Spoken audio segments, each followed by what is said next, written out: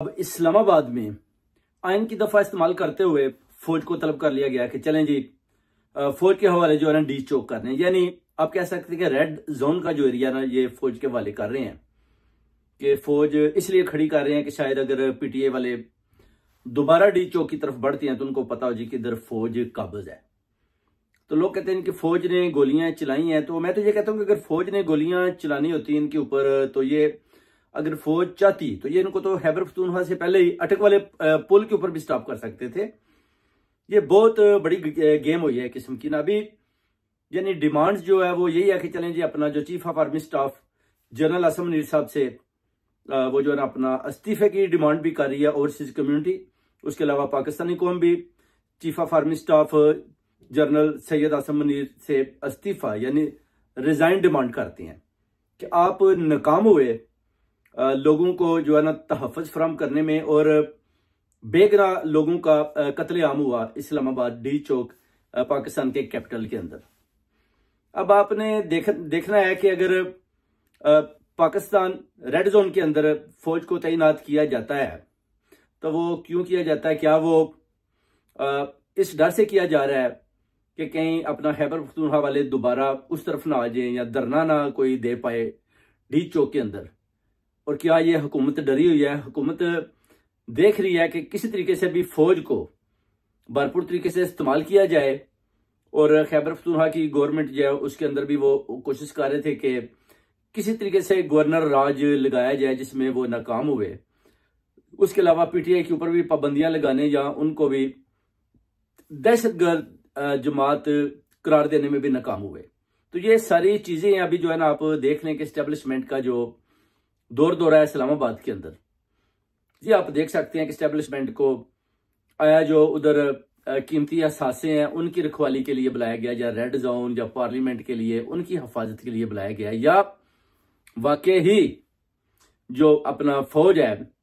ये इसलिए उधर खड़ी है कि अगर लोग उधर आते हैं तो वो उनके ऊपर गोलियां बरसाते हैं। क्योंकि अगर उन्हें गोलियां बरसानी होती तो वो पहले भी इससे पहले भी जहां उनकी मर्जी करे उधर ही वो काफिले को रोक भी सकते थे, गोलियां भी बरसा सकते हैं। आखिर रेड जोन में ही क्यों? क्योंकि रेड जोन में वो समझते हैं कि इधर जो है ना अपना कीमती असासे हैं। अगर इधर लड़ाई झगड़ा होगा तो फिर जो जैसे कि शंघाई का आपको पता है उधर जलसा था, एक किस्म का उनका कट था, मीटिंग थी, तो उस हिसाब से भी वो देखना चाहते हैं कि रेड जोन का एरिया ना उसको हम कवर रखें। जैसे कि आप देख लें कि बेलारूस का सदर जैसे आया है, अब बेलारूस का सदर वो देखें इसको वो मरी में ले जाते हैं। मरी में जब नवाज शरीफ एक खिड़की खोलता है तो उधर से सामने दिखाई देता है अपना जो अपना धुएं के बादल।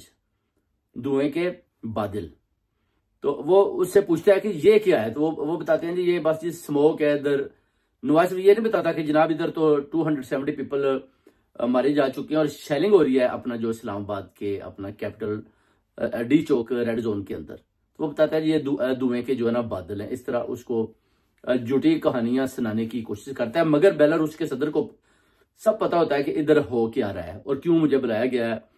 क्योंकि इस मुल्क में कोई विजिट तो करने को तैयार नहीं है। तो इन्होंने बेलारूस का सदर है ना उसको बुलाया, और उस पर जनाब आर्मी को भी बताया जी कि बेलारूस के सदर आए हुए हैं तो आप रेड जोन है ना उसकी रखवाली करें, कहीं ऐसा ना हो कि अपना जो 24 नवंबर की जो कॉल है, फाइनल कॉल है, ये धरना है, कहीं डी चौक में ना ये बैठ जाए तो फिर इनको उठाना मुश्किल हो जाए। हालांकि सियासी लोगों का पूरा हक होता है कि वो उधर बैठे, 2-4 दिन बैठे, जितनी देर दिल करे बैठकर अपना पीसफुल प्रोटेस्ट कर सकते हैं। पहले तो उनके लिए रास्ते खोले गए कि जनाब आपको बिल्कुल रास्ता देते हैं, आप देख लें, कंटेनर हटाए गए, जनाब आप आए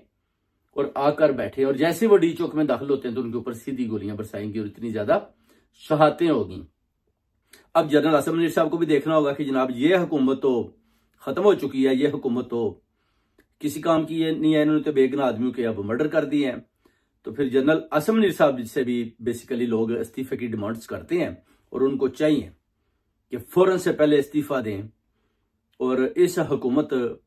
जिन्होंने इतने आदमी शहीद करवाए हैं इनकी भी गिरफ्तारी का हुक्म दे, तो फिर जाकर बात बनेगी, वरना मुल्क के हालात बहुत खराब होते हुए दिखाई देते हैं। बहुत बहुत